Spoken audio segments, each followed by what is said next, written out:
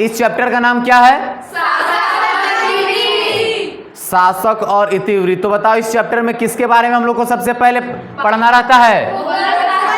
मुगल साम्राज्य के बारे में पढ़ना रहता है। बताओ मुगल साम्राज्य की स्थापना कौन से राजा को हराकर हुई थी? इब्राहिम लोदी को हराकर हुई थी। कौन से युद्ध में हुई थी? सबको पता होना चाहिए, पानीपत का युद्ध। पानीपत का युद्ध हुआ कब था? 1526 ईस्वी में पानीपत का युद्ध हुआ था। तो बताओ मुगल साम्राज्य में बाबर के बाद राजगद्दी पर कौन आया? उसके बाद फिर और सबसे आखिरी राजा कौन है? जिसको कौन सा क्रांति? 1857 की क्रांति में अंग्रेजों द्वारा गिरफ्तार कर लिया गया और मुगल साम्राज्य का अंत कर दिया गया। ठीक है, और क्या देखना है इस चैप्टर में हम लोग को? तो हम लोग इसमें पढ़े थे कि जो बाबर है, जो क्या है, मुगल साम्राज्य का संस्थापक है, ये इसके बारे में जाने थे। तो बताओ बाबर कौन सा जगह से आया था? मध्य एशिया में स्थित फरगाना क्षेत्र का राजा था। बताओ कितने वर्ष की आयु में राजगद्दी पर बैठा था? 12 वर्ष की आयु में राजगद्दी पर बैठा था, लेकिन इसके अपने सगे संबंधी लोग वहां से भगा दिए। इसके पापा का नाम क्या था? तो उमर शेख मिर्जा। कौन से वंश से थे इसके पापा? तैमूर वंश से। इनकी मम्मी का नाम क्या था? कुतलुग निराग खानम। अब ये कौन से वंश से थी? तो चंगेज खां के वंश से थी। लेकिन ये लोग बाबर हो गए, अकबर हो गए, हुमायूं हो गए, ये लोग अपने आप को क्या कहना चाहते थे? तैमूरी कहना चाहते थे। मतलब मुगल या फिर मंगोल से लोग थोड़ा दूर ही रहते थे। वैसे मुगल शब्द कौन दिया इन लोग को? तो अंग्रेज दिए। कौन दिए? अंग्रेज दिए। तो इस चैप्टर में हम लोग ये सब चीज क्या कर चुके हैं? पढ़ चुके हैं। अब हम लोग यहाँ पे देखे थे कि मुगल साम्राज्य की स्थापना कैसे कैसे हुई थी। तो बताओ कब? 1526 ईस्वी में बाबर ने भारत की ओर क्या किया था? अपना रुख किया था। उस टाइम दिल्ली सल्तनत के शासक कौन थे? इब्राहिम लोदी। उनको हरा दिया गया कौन सा युद्ध में? पानीपत के युद्ध में। ठीक है, तब जाके यहाँ पे मुगल साम्राज्य की क्या हो जाती है? स्थापना हो जाती है। उसके बाद जब बाबर यहाँ पे आया था तो टोटल कितना युद्ध देखे थे हम लोग? 4 युद्ध देखे थे। पहला युद्ध कौन सा है? दूसरा, तीसरा, चौथा, सब एक एक साल के बाद होता है। और 1529 के बाद जाके 1530 में क्या हो जाती है? बाबर की मृत्यु हो जाती है। सबको पता है ना। फिर यही सब युद्ध को एक एक करके हम लोग देखे थे कि कौन सा राजा के खिलाफ कौन सा युद्ध हो रहा था। ठीक है, उसके बाद हम लोग क्या पढ़े थे यहाँ पे? हुमायूं के बारे में। हुमायूं के शासनकाल का बताएं तो 1530 से लेके कब तक चलता है? फिर बीच में शेरशाह सूरी का शासन आ जाता है। उसके बाद फिर से 1555 से लेकर 1556 तक चलता है। और 1556 में लाइब्रेरी के सीढ़ी से गिर जाने से इसकी क्या हो जाती है? मृत्यु हो जाती है। फिर इसी का बेटा जिसका नाम क्या है? अकबर राजगद्दी पर बैठता है। उस टाइम इसका उम्र कितना होता है? 13 वर्ष के उम्र में क्या करता है? राजगद्दी पर ये बैठता है। ठीक है, फिर इसके बारे में हम लोग कहानी पढ़े थे कि कैसे कैसे क्या क्या था अपने राजगद्दी को संभाला था। फिर अकबर का बेटा आ जाता है। क्या आ जाता है? शिवानी बताएगी। अकबर का बेटा का नाम क्या है? जहांगीर का बचपन का नाम क्या है? क्या है? तो सलीम है। क्या है? सलीम पड़ता है इसका बेटा का नाम, जो अपना नाम खराब था चेंज कर लिया था। इसकी बीवी का नाम नूरजहां। कौन सा देश से थी? ईरान देश से थी। इसलिए यहाँ पे देखा जाता है कि ईरान के लोग उस टाइम नौकरशाह के पद पे ज्यादा देखने के मिलते थे। अगला है शाहजहां। शाहजहां के बारे में बताए थे। इनकी बीवी का नाम क्या है? मुमताज महल, जो कि अपनी बीवी के लिए क्या बनाए थे? ये ताजमहल। आगरा में ताजमहल का निर्माण करवाए थे और दिल्ली में लाल किला का निर्माण करवाए थे। ये सब भी हम लोग क्या कर चुके हैं? पढ़ चुके हैं। फिर औरंगजेब के बारे में देखे थे कि जो कि एकदम क्या था? सबसे क्रूर और सबसे निर्दयी था। कैसे बताए थे कि अपना भाई का गर्दन काट के अपने पिता को गिफ्ट जाके दिया था। ठीक है, ऐसे करके ये कंट्रोल कर रहा था पूरे साम्राज्य को। उसके बाद ये सबसे अगर ताकतवर की बात करें तो सबसे आखिरी राजा यही था। बाकी जो भी राजा है सब कमजोर कमजोर आया था। समझ में आ रहा है ज्योति? हाँ, तो अब देखना है हम लोग को कि मुगल साम्राज्य की राजधानी कैसे कैसे हुई थी। तो मुगल साम्राज्य में टोटल कितने राजधानी बनाए गए थे? तो 4 राजधानी, पहला, दूसरा, तीसरा, चौथा। तो बताओ यहाँ पे आगरा राजधानी किसके किसके टाइम में था? बाबर, सबसे पहले बाबर, उसके बाद हुमायूं, उसके बाद अकबर। फिर अकबर अपना राजधानी चेंज करके कहाँ करता है? फतेहपुर सीकरी। फतेहपुर सीकरी को राजधानी कौन बनाता है? अकबर, अपना साम्राज्य को मजबूत करने के लिए। उसके बाद फिर से अपना राजधानी अकबर कहाँ ले जाता है? लाहौर। क्यों ले जाता है? ताकि उस जगह से हमला ज़्यादा हो रहा था उसको कंट्रोल करने के लिए। उसके बाद लाहौर किसकी राजधानी रही है? तो अकबर की रही है। उसके बाद जहांगीर की रही है। उसके बाद शाहजहां की रही है। और शाहजहां लास्ट में अपना राजधानी फिर चेंज करके कहाँ लेकर आता है? शाहजहानाबाद। और तब से मुगल साम्राज्य की राजधानी दिल्ली का दिल्ली है। और इसी के वजह से भारत की राजधानी भी कहाँ पड़ गई? दिल्ली पड़ गई। कल ही बताए थे कि भारत की राजधानी पहले कहाँ हुआ करती थी? तो कलकत्ता हुआ करता था, जिसको ट्रांसफर करके कहाँ कर दिया गया? दिल्ली। कब किया गया था? 1911 ईस्वी में इसको किया गया था। ठीक, तो ये सब हम लोग क्या किए थे? पढ़ चुके थे। आगरा के बारे में देख चुके थे, कैसे कैसे युद्ध हुआ था, कैसे कैसे लोग क्या किए थे यहाँ पे। ठीक है, चलो उसके बाद अब क्या देखना था हम लोग को? इधर बालिका यहाँ ध्यान देगी। उसके बाद क्या देखना था कि इतिवृत्त के बारे में। तो बताओ इतिवृत्त का मतलब क्या होता था? तो बताए थे जिसमें इतिहास के बारे में पता चलता है उसी को क्या बोलते हैं? इतिवृत्त। और मुगल साम्राज्य के इतिवृत्त बहुत सारे पांडुलिपि पे देखने को मिलते हैं। तो पांडुलिपि के बारे में यहाँ कुछ क्या किए थे? बताए थे कि पांडुलिपि क्या है, उन लोग क्यों लिखा करता था। अब से जो अब हम लोग को पढ़ना है कि जो लोग इतिवृत्त, जो लोग किताब लिखता है वह कैसे लिखता है। आखिर कोई किताब बना रहा है तो किताब बनाने के लिए लेखक ला रहा है कि नहीं, किसको ला रहा है, छापने वाला कौन है वहाँ पे, ठीक है, चित्रकारी करने वाला कौन है यहाँ पे, मतलब सारा कुछ यहाँ पे जो तय करेगा उसी को हम लोग इस चैप्टर में अब क्या करेंगे? पढ़ेंगे। तो सबसे पहले यहाँ टॉपिक का नाम क्या है? इतिवृत्तों की रचना। इतिवृत्तों की रचना में सबसे पहले हम लोग किसके बारे में जानेंगे? लेखक के बारे में जानेंगे। लेखक के बारे में अगर हम लोग बात करें तो यहाँ पे चुना जाता था कि आखिर लेखक किसको बनाए। तो पूरे साम्राज्य में देखा जाता था कि सबसे अच्छा लिखने वाला कौन है, उसको चुन के दरबार में लाया जाता था। और जो भी दरबारी यहाँ पे आता, जो भी लेखक दरबार में बुलाया जाता था, जिसको जिम्मा दिया जाता जाओ तुम लिखना इसके ऊपर, तो उसको कहा जाता था क्या? दरबारी लेखक। क्या कहा जाता था? दरबारी लेखक। और यही लेखकों का काम होता था इतिवृत्तों की रचना करना। आई बात समझ में? क्या क्या लिखा हुआ इसमें? तो मुगल काल में इतिवृत्तों की रचना के लिए कुछ लेखकों को नियुक्त किया जाता था। और इन लेखकों को क्या कहा जाता था? दरबारी लेखक कहा जाता था। और इन सभी इतिवृत्तों की रचना इन्हीं दरबारी लेखकों द्वारा क्या की जाती थी? की जाती थी। तो लेखक के बारे में 2 लाइन बस, ऐसे कुछ तो था नहीं वैसा। ठीक है, और ज़्यादा इंपॉर्टेंट आता है यहाँ पे जब इसका अगला स्लाइड में जब हम लोग देखते हैं कि आखिर लिखता क्या था लेखक लोग इसमें।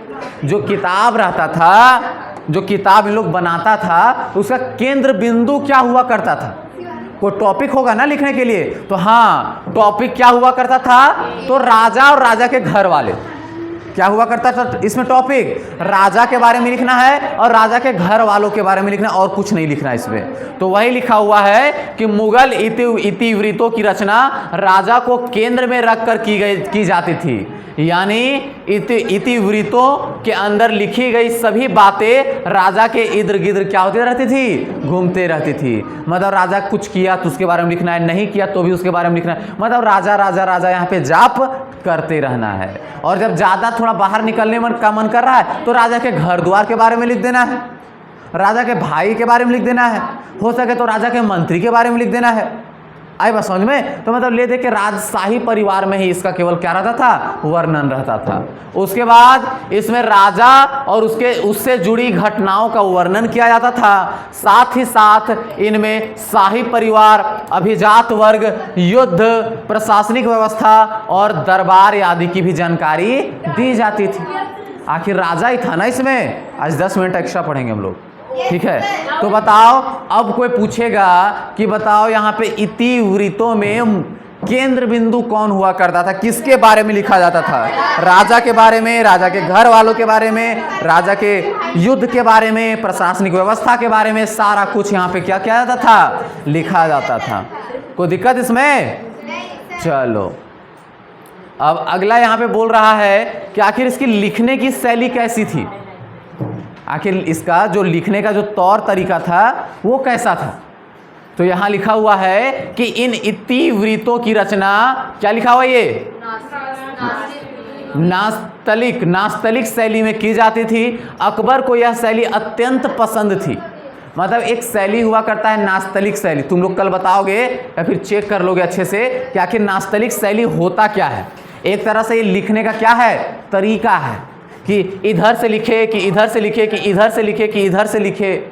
आए और समझ में? ये नास्तलिक शैली जो है वो एक तरह का लिखने का तरीका है, और ये नास्तलिक शैली जो है वह अकबर को बहुत ज़्यादा पसंद था, इसलिए वह इसी में लिखवाया करता था। ठीक है। और क्या है इसमें? इस शैली में लिखने वाले व्यक्ति को सुलेखक, क्या कहा जाता है? सुलेखक। मतलब जो लेखक है उसको क्या कहा जाएगा इसमें? सुलेखक। जो इतिवृत्तों की रचना करेगा उसको बोलेंगे सुलेखक। क्या बोलेंगे? सुलेखक। और इससे पहले हम लोग क्या पढ़ के रखे हैं? जो इतिवृत्तों की रचना करेगा उसको क्या बोलेंगे? दरबारी लेखक। दोनों एक ही है कि दोनों अलग अलग है? दोनों अलग अलग है कि एक ही है? दोनों अलग अलग है। बात अब यहाँ पे ये है कि लेखक और सुलेखक में अंतर है। मान लो हमको कहानी का बहुत शौकीन है, ठीक है, तो जब कहानी का शौकीन रखते हैं तो कहानी जोड़ेंगे। अब ऐसा थोड़ी कि हम कहानी जोड़ते हैं तो हम अच्छा से लिखते भी हैं, राइटिंग भी मेरा अच्छा होगा, ऐसी बात नहीं ना है। तो जिसका सुंदर राइटिंग है उसी को लिखने के लिए बैठाएंगे ना हम बैठाएंगे, हम बोलेंगे ये लिखो, वो लिखो, ये लिखो, वो लिखो, तो उसका राइटिंग सुंदर है तो वो लिखेगा।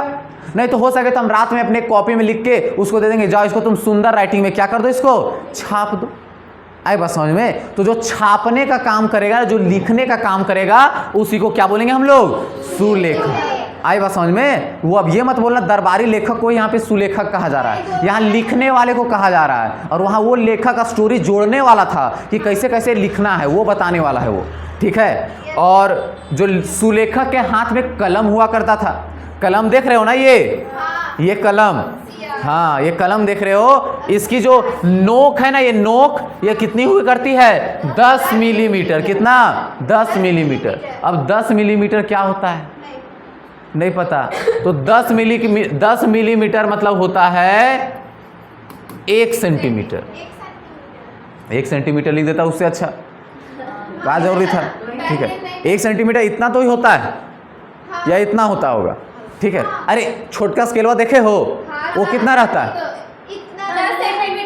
वो 15 सेंटीमीटर रहता है, इतने रहता है ना। जब वो 15 सेंटीमीटर हो के इतना है, छोटा वाला स्केल, छोटा वाला।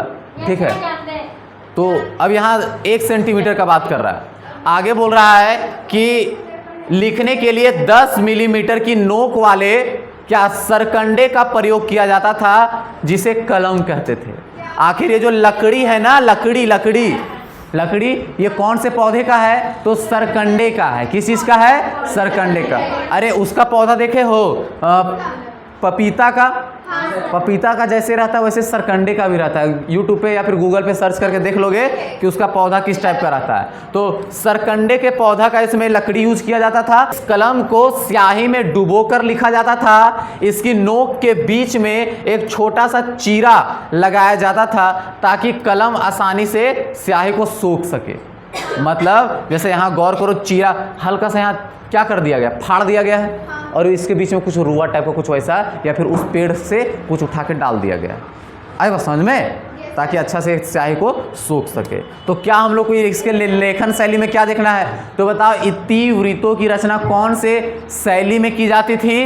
तो नास्तलिक शैली में की जाती थी। या किसको पसंद था? तो अंग्रेजों को पसंद था। किसको?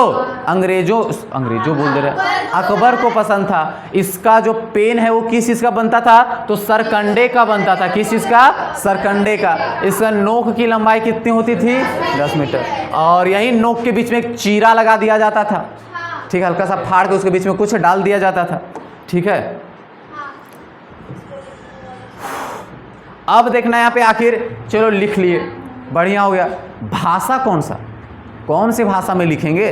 तो बताओ, सबसे पहले जो बाबर आया था वह मध्य एशिया से आया था, रूस, क्या बोलते हैं उसको, कौन सा देश, तुर्की के साइड से आया था।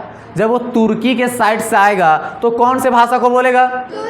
तुर्की भाषा ही बोलेगा। तो उसके टाइम में जो ग्रंथ लिखा जाएगा वह कौन से भाषा में? तुर्की ही भाषा में लिखेगा। तो वही लिखा हुआ है कि मुगल काल के शुरुआती दौर में बाबर ने तुर्की भाषा को महत्व दिया, क्योंकि उसको वही लूर था। आए बात समझ में? अपना लैंग्वेज उसको वही लगता था, इसलिए यहाँ पे क्या कर रहा था, इस भाषा को प्रमोट कर रहा था। अच्छा बताओ, हम कहीं विदेश चले गए काम करने के लिए, वहाँ सब कोई अंग्रेजी बोलता है, तो हम बड़े रुपया पैसा वाले हैं, तो हम किसको अपने आसपास रखना चाहेंगे? जो मेरे भाषा को समझे और मेरा ही भाषा बोले, यही ना चाहेंगे हम लोग। तो वो यहाँ पे वही चाहता था। जब वो भारत आया तो अपने इर्द गिर्द या फिर नौकरशाह में या मंत्रिमंडल में उसी को रखता था जो तुर्की भाषा जानता था। मतलब सबसे ज़्यादा महत्व किसको देता था? तुर्की भाषा को देता था। वही लिखा। उसके बाद बाबर ने अपनी सारी कविताएं और संस्मरण तुर्की भाषा में ही क्या किया है? लिखवाया है। जितना भी उसका ग्रंथ था सब का सब तुर्की भाषा में, और उसी में देखते हैं हम लोग बाबरनामा को भी कौन से भाषा में लिखा गया है? तुर्की भाषा में। ऑब्जेक्टिव में फंसेगा तो लिख दोगे ना? बताओ, बाबर कौन सा भाषा का ज़्यादा महत्व देता था? तुर्की भाषा का। बाबरनामा में कौन से भाषा का उपयोग किया गया है? तुर्की भाषा ही का प्रमोट किया गया है। अब धीरे धीरे क्या होता है? समय बदलता है। बाबर की मृत्यु के बाद हुमायूं आता है। हुमायूं की मृत्यु के बाद यहाँ पे कौन आता है? अकबर आता है। अब अकबर जैसे यहाँ पे राजगद्दी पर बैठता है, तब उस टाइम आते आते यहाँ पे कौन सा भाषा सबसे ज़्यादा महत्व हो जाता है? तो फारसी भाषा ज़्यादा महत्व हो जाता है। कौन सा भाषा? फारसी। अब अकबर को यहाँ पे फारसी आता है बाबू अनपढ़, तो केवल फारसी भाषा को ही अब क्या करता है? ये प्रमोट करना शुरू कर देता है। अब फारसी को ये जैसे बाबर के टाइम में था वैसे अभी अपने टाइम में करने लगा। जितने भी नौकरशाह में लोग हैं सबको फारसी भाषा देने लगा। ठीक है, जैसे अभी राष्ट्रीय भाषा क्या है हमारा? हिंदी करके बोलते हैं। तो हमारा कोई राष्ट्रीय भाषा है ही नहीं। एक फैक्ट हमारे पास कि हमारा जो है, नई बालिका सुनोगी, यहाँ पे हमारा कोई भी राष्ट्रीय भाषा नाम करके चीज़ है ही नहीं। हम लोग बस बना दिए हैं। ठीक है, हमारा राष्ट्रीय भाषा कोई भाषा नहीं है। जैसे कि फ्रांस का राष्ट्रीय भाषा फ्रेंच है, जर्मनी का राष्ट्रीय भाषा जर्मन है, ठीक है, तुर्की का राष्ट्रीय भाषा तुर्क है। वैसे भारत का राष्ट्रीय भाषा हिंदी होना चाहिए? नहीं। ठीक है, भारत का कोई भी राष्ट्रीय भाषा नहीं है। भारत का राजकीय भाषा है जिसमें केवल लेखा जोखा होता है। ठीक है, हमारा कोई राष्ट्रीय भाषा नहीं है। ठीक है, लेकिन हम लोग क्या करते हैं? सब गलत पढ़ते हैं, बोलते हैं यही हम लोग। तो देखो यहाँ पे अकबर में क्या लिखा हुआ है, तो अकबर ने फारसी भाषा को दरबार की मुख्य भाषा बनाया था। दरबार में जो भी आएगा, दरबार में जब भी मीटिंग होगा तो कौन सा भाषा में होगा शिवानी? तो फारसी भाषा में ही होगा। वह सभी लोग जिनकी फारसी भाषा पर अच्छी पकड़ थी वह उन्हें दरबार में ऊंचे ऊंचे क्या देने लगा? स्थान देने लगा कि जो भी फारसी जानेगा उसी को हम लोग क्या करेंगे? उच्च गद्दी पे बैठाएंगे। ठीक है, उसके बाद पूरा शाही परिवार एवं दरबार के मुख्य सदस्य सभी फारसी भाषा को का ही क्या करने लगे? प्रयोग करने लगे। इतना ज़्यादा प्रमोट ही कर दिया वो कि सबको फारसी फारसी फारसी यहाँ पे रटने लगा। धीरे धीरे क्या कर दिया? तो यह राज्य का मुख्य भाषा फारसी ही बना दिया। अब जितने भी काम होगा, लेखा जोखा जितना भी बोला जाएगा सब फारसी, अब कोई भाषा वैसा नहीं।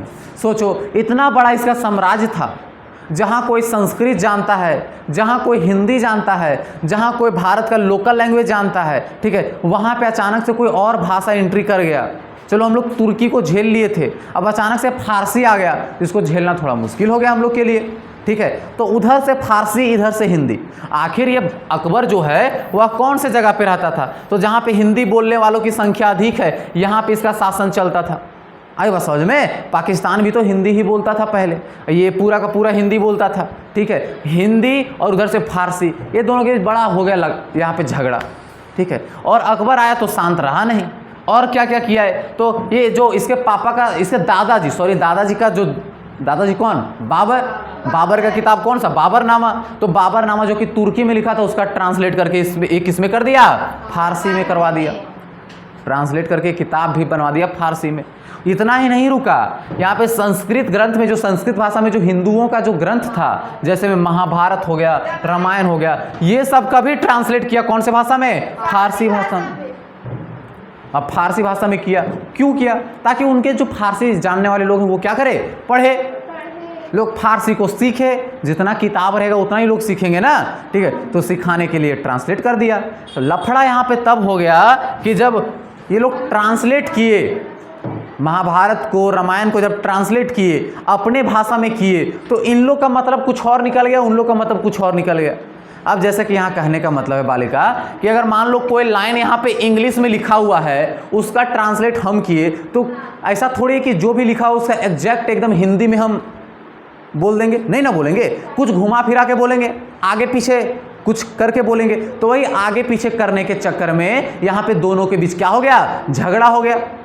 जो संस्कृत वाले जो हिंदू लोग थे उन लोग का, और जो फारसी वाले जो मुस्लिम लोग थे इन लोग का, कि नहीं तुम लोग मेरा ग्रंथ का कुछ गलत ट्रांसलेट किया है। ये बोलता है नहीं नहीं हम सही किए हैं, ये बोलता है ऐसे, वो बोलता है वैसे। अब इन लोग के बीच बड़ा बड़ा क्या होने लगा? बहस होने लगा। तब जाके बहस होने के बाद कौन कौन सा भाषा? तब जाके हिंदी और कौन सा?